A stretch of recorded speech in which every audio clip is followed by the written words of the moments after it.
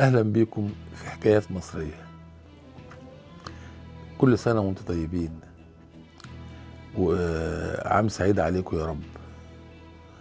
وربنا يا رب يبلغ كل واحد أمله اللي هو بيحلم بيه في ال- ال- في السنة الجديدة. القصة اللي هنقولها النهاردة قصة زواج المصالح. ازاي؟ محمود ده كان محامي شاطر قوي، بيروح له ناس كتير وفاتح مكتب في وسط البلد.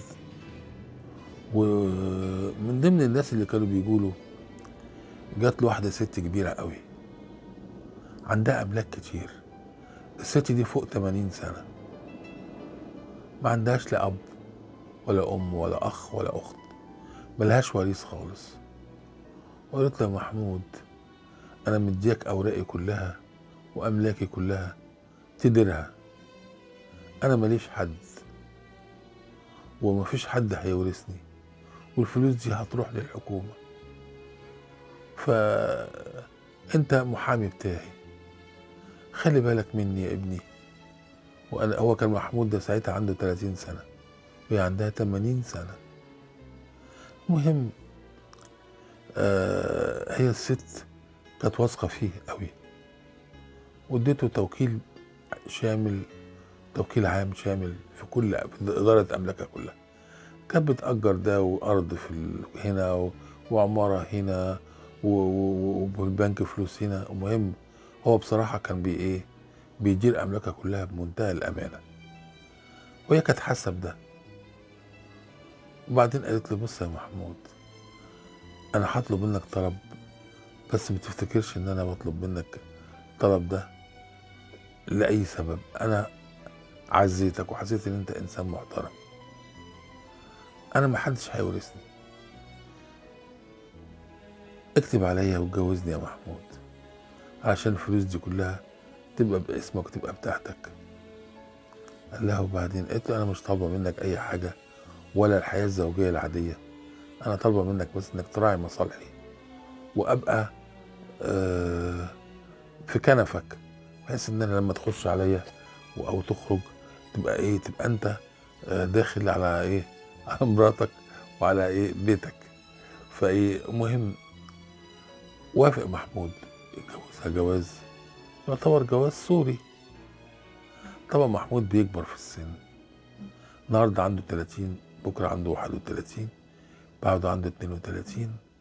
المهم في طريقه للحياة قابل حكمت دي كانت بنت بكالوريوس تجارة، موظفة في وزارة السياحة وفي مكاتب الاستعلامات. كانت بنت جميلة، بنت ناس. المهم طبعا شافت محمود شاب طموح وشكله كويس، قال لها جاي تقدم لها. قالت له طيب، وقال لها انا ماليش حد في الدنيا غير عمتي. فقالت له مين عمتك؟ قال لها هنجيلك نخطبك انا وهي.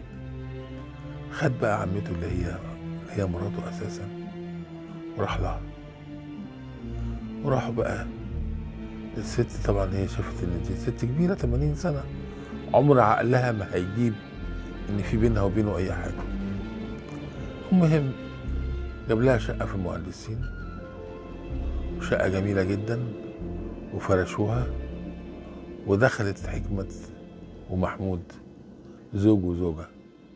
طبعا عمته اللي هي اساسا مراته كانت مرحبه جدا بالجواز وفرحانه وحاضره الفرح وعادي خالص. المهم في وسط بقى الفرح بقى يقول لها انا ماليش غير وتيجي عمته تتصور معاهم ومش عارف بعد فتره حملت حكمت من محمود، جابت بنت. البنت بقت حكمت بقت فرحانه قوي بالبنت، وعمته فرحانه بيها اللي هي مراته. هي طبعا مش عارفه انها مراته خالص طبعا. وفي يوم من الايام حكمت نازله رايحه الشغل، ومحمود في البيت ما نزلش لسه، هو حابب يفتح المكتب في اي وقت. وجات له عمته قعدت معاه، طبعا عادي، حكمة سابتهم وراحت الشغل، واحد قاعد مع عمته، عمرها ما يخطر على بالها ان دي مراته خالص، زي ما بيحصل في الافلام. حكمة نسيت حاجات وراحت تجيبها من البيت، دخلت على اوضه النوم لقت محمود وعمته قلعين ملط. يا خرابي، الحقوني الحقوني، الراجل بينام مع عمته. قال لها ما تصوتيش بس يا حبيبتي، ما تعمليش فضايح، دي مراتي مش عمتي. مراتك؟ قلت لها يا بنتي تعالي، وهي قال عملت بقى، قلت لها تعالي يا بنتي. بنتك ايه ونيلة ايه؟ يا بنتك بلا نيلة، يا دي النصيبة.